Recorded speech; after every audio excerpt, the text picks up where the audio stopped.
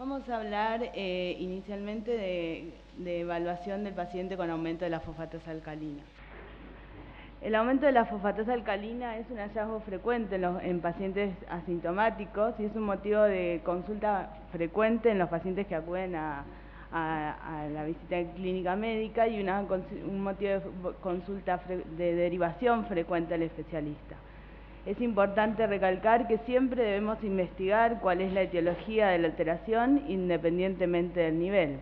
Inicialmente, antes de empezar a revisar cuáles pueden ser las causas, tenemos que conocer cuáles son o de dónde proviene la fosfatasa alcalina. La mayor cantidad de fosfatasa alcalina que circula en la sangre proviene del hueso y por otra parte del hígado, con una relación 1 a 1 y en mucha menor medida del riñón, de los leucocitos de la mucosa ileal, y en las mujeres puede prevenir también de la placenta. Existen, por otra parte, condiciones fisiológicas o normales en las cuales la fosfatasa alcalina puede encontrarse aumentada. En el tercer trimestre del embarazo puede haber un aumento de la misma de hasta 3 veces el valor normal. Durante la adolescencia, en el momento de máximo crecimiento, puede haber aumentos de hasta 2 a 5 veces el valor normal. Hasta el tercer mes de edad, el valor puede ser hasta 2 veces lo normal, y en las mujeres entre los 40 y los 65 años, están llegando a la menopausia, existe también una elevación, pero que no supera 2 veces el valor normal. Lo que es importante remarcar en este caso, que la elevación de la fosfatasa alcalina es aislada, o sea, no se encuentra asociada a ninguna otra alteración. Sin embargo, lo que es importante saber es que cualquier alteración, antes de considerarla como fisiológica, requiere ser interpretada en función del contexto clínico del paciente. Es por eso que a la hora de evaluar un paciente con fosfatasa alcalina elevada, debemos hacer inicialmente una buena historia clínica, indagando sobre la ingesta de drogas, de alcohol, la medicación habitual, el uso de hierbas, las comorbilidades como otras enfermedades autoinmunes, la enfermedad celíaca, enfermedad inflamatoria intestinal, que pueden ser causas de elevación de la fosfatasa alcalina, la HIV, o si el paciente recibe tratamientos inmunosupresores, la insuficiencia cardíaca como causa de congestión hepática, la insuficiencia renal por el aumento de la resorción ósea, las neoplasias, las infecciones sistémicas o la presencia de sepsis. Por otro lado, debemos indagar también las manifestaciones clínicas que tiene el paciente, pérdida de peso pensando en neoplasias o dolores óseos, el dolor abdominal o el prurito como causa de una colestasis, la presencia de estigmas de hepatopatía crónica o el antecedente de alguna patología de la vía biliar y antecedentes de instrumentación de la misma. Entonces, bien, habíamos mencionado que la fosfatasa alcalina podría provenir inicialmente o más frecuentemente del hígado y del hueso. Y en ese momento debemos dividir las aguas, y para poder determinar de dónde puede provenir, lo primero que debemos pedir o que se sugiere es una gamma-glutamil transpeptidasa. ¿Y eso por qué? Porque habíamos mencionado que la fosfatasa proviene del hígado y del hueso. Sin embargo, en el hueso no tenemos gamma-GT, por lo cual, si tenemos una coexistencia de elevación de fosfatasa alcalina y de gamma-GT, podemos decir que probablemente, provenga del hígado. Y si la elevación de la fosfatasa alcalina es aislada y no se encuentra asociada a la elevación de la gamma-GT, tenemos que empezar a pensar que la causa es extrahepática. Y cuando hablamos de causa extrahepática, lo más frecuente es que sea óseo. Por lo cual, lo que se sugiere es solicitar parámetros que tienen que ver con el metabolismo óseo inicial, calcio, fósforo, vitamina D, un hemograma, función renal como causa de un hiperparatiroidismo secundario y un perfil tiroideo, porque como sabemos el hiperparatiroidismo, hipertiroidismo también aumenta la resorción ósea. cuando analizamos las causas de aumento de la fosfatasa alcalina extrahepática, lo que vemos es que el 50% se debe a un déficit de vitamina D, por lo cual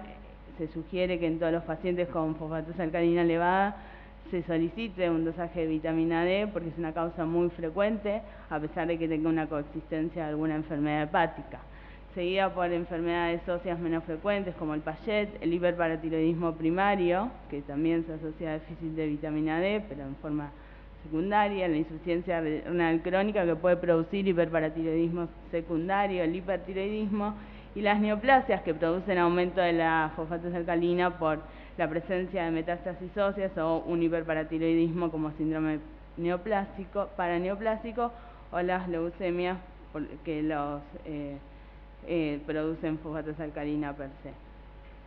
Ahora bien, vimos cuáles serían las causas que debemos analizar si la gamma GT es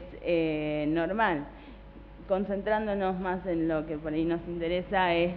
qué sucede si la gamma glutamil transpeptidasa está elevada. Entonces lo más probable es que el aumento de esta fosfatasa alcalina sea hepática. Como ustedes saben, el hepatograma que nosotros habitualmente solicitamos está constituido por la LT, la ST, la gamma GT y la fosfatasa alcalina. Estas dos últimas son enzimas que se encuentran en el canalículo en la membrana del canalículo biliar y que se van a elevar en contexto de el daño a nivel de esa membrana, que se asocia comúnmente, o puede no estarlo, pero puede estar asociado al aumento de la bilirrubina y a los ácidos biliares, y que presenta una relación ALT-FAL menor a 2. Entonces, bien, en un paciente que tiene un patrón colestásico, lo que decimos es que lo que presenta es una alteración en el flujo biliar que se asocia como, al aumento de la FAL y de la gamma GT, y a veces podemos pedir una 5-nucleotidasa, con síntomas relacionados con la fatiga, la malabsorción intestinal, la presencia de prurito, xantomas, antelasmas y en los casos más severos, a ictericia. Múltiples son las causas que pueden producir estos cuadros. Drogas, neoplasias, enfermedades infiltrativas, la colangitis biliar primaria, la colangitis esclerosante primaria o la colangitis secundaria y la litiasis vesicular. Y lo que debemos hacer es, como les mencioné previamente, hacer una buena anamnesis investigando nuevamente fármacos o hierbas o drogas que sean directamente hepatotóxicos, la probabilidad de presentar hepatitis virales, comorbilidades nuevamente, que haya tenido episodios previos de prurito, dolor abdominal o episodios de colangitis, que nos van a empezar en colangitis esclerosante primaria o estigmas de hepatopatía crónica. Y lo inicial, lo primero que debemos hacer es tratar de definir si lo que tenemos es una colistasis intra o una colistasis extrahepática. Colistasis extrahepática es un impedimento estructural en la secreción de la bilis, mientras que la colistasis intrahepática puede haber o un trastorno en la formación de la bilis o una alteración en los pequeños conductos. La forma más sencilla, económica, sensible y específica para hacer esta división de aguas es la ecografía abdominal. Si la vía biliar está dilatada, estamos ante una colistasis intrahepática, y si no, extrahepática, y si no, debemos investigar causas de colistasis intrahepática. Brevemente, para hacer un repaso, las colistasis extrahepáticas pueden ser producidas, lo más frecuente es que sean litiásicas, son benignas, las neoplasias, sean un colangiocarcinoma, un cáncer en la cabeza del páncreas o un ampioloma, seguida por patologías autoinmunes como la colangitis esclerosante primaria, la asociada a la colangitis asociada a IgG4, la colangiopatía asociada al HIV, y las causas isquémicas. En estos casos, en nuestros pacientes donde la vía biliar se encuentra dilatada, lo que se sugiere es realizar una colangioresonancia y en caso de ser necesario una resonancia magnética de abdomen con contraste, si es si lo que estamos sospechando es que tiene una neoplasia, y según esos resultados realizar una ecoendoscopía biliopancreática o una CPRE. Debemos recordar,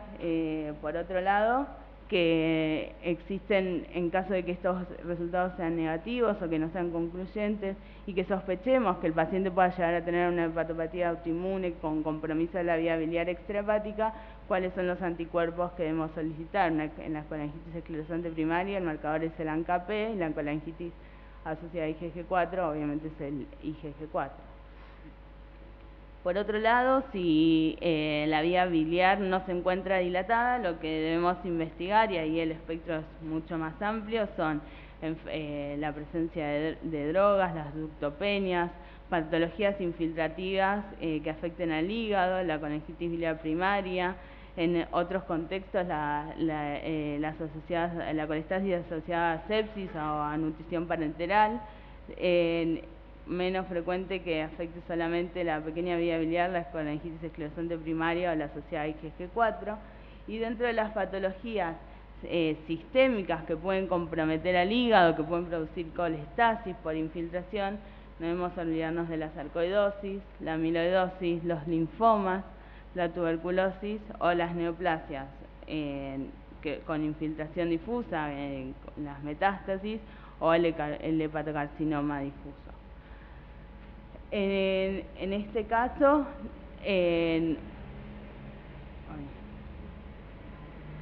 una vez evaluado o diagnosticado, debemos recordar cuáles son los anticuerpos que podemos solicitar en los pacientes que tenemos sospecha de una enfermedad autoinmune. La colangitis esclerosante primaria y la asociada a IgG4 ya las mencionamos, y en el caso de la CBP o colangitis biliar primaria, los anticuerpos, como ustedes saben, son el antimitocondrial y anti-M2 titulados y el dosaje de IgM. Por lo cual, una forma que se sugiere para evaluar los pacientes con colestasis intrahepática, es decir, pacientes que no tienen dilatación de la vía biliar, es evaluar la presencia de drogas, que no hayan consumido productos de herboristería, y solicitar en primera instancia los anticuerpos antimitocondriales y el dosaje IgM. En caso de ser positivo y que uno tenga una alta sospecha de que el paciente tiene una colangitis biliar primaria, se propone realizar una biopsia hepática para hacer una estadificación y para confirmar el diagnóstico, y en caso de que esto sea negativo, lo que se propone es evaluar otras causas. Si existen dudas diagnósticas o uno sospechara que podría tener alguna infiltración por alguna enfermedad neoplásica o, como mencionamos, enfermedades infiltrativas que no son malignas, lo que se propone es hacer también una biopsia hepática. Por lo cual, para ir terminando, en cuanto al aumento de la fosfatasa alcalina, lo que tenemos que recordar es que existen causas que son fisiológicas. Debemos hacer un importante interrogatorio, evaluar factores de riesgo, drogas, las manifestaciones clínicas, un correcto examen físico. Y en caso de que esta elevación se encuentre asociada al aumento de la gamma-glutamil transfrutidasa, debemos orientarnos a las causas hepáticas, y en caso de que no sea así, descartar las causas extrahepáticas. Si hay una asociación entre aumento de la fosfatasa alcalina y la gamma-GT, lo que se sugiere es hacer una ecografía abdominal. Si la vía biliar no está dilatada, investigar causas de colestasis intrahepática, como mencionamos previamente. Y si la vía biliar se encuentra dilatada, investigar causas de colestasis extrahepática. Como conclusión, podemos decir que el aumento de la fosfatasa alcalina puede ser una primera manifestación en enfermedades hepáticas y también en extrahepáticas, que hay que investigarlo independientemente del nivel, y para decir que es fisiológico debemos estar seguros que no tiene ninguna otra causa que lo altere, y la elevación debe realizarse siempre en el contexto clínico del paciente.